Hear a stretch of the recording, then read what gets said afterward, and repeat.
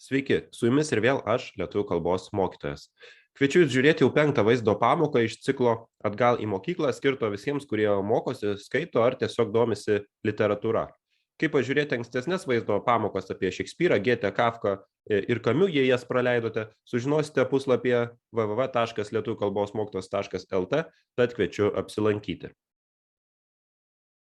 Kai pasaulyje vyksta karas ar kitos tragedijos, negalime į jas nereaguoti, negalime likti abejingi. Tai kiekvieno žmogaus pareiga, kuri, manau, yra savaime suprantama.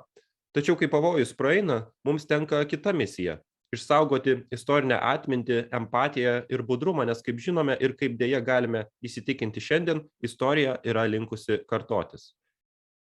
11-12 klasės privalomų autorių sąraše yra ne vienas autorius rašęs apie žmonių likimus griovusias katastrofas. Tačiau vienas paveikiausių kūrinių apie tai, mano manymu, yra eilėraštis Campo di Fiori, kurį 1943 metais sukūrė Česlovas Milošas.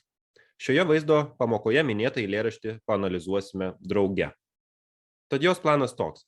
Pirmiausia, šiek tiek papasakosiu apie Milošą, jo gyvenimą, paskui išsiaiškinsime, kokie įvykiai ir kodėl sugretinami eilėraštyje Campo di Fiori, įsigilinsime į jį, o pabaigoje pasvarstysime, kaip kūrinyje aprašytą situaciją galėtume susijęti su mūsų šalies istorija ir aktualijomis.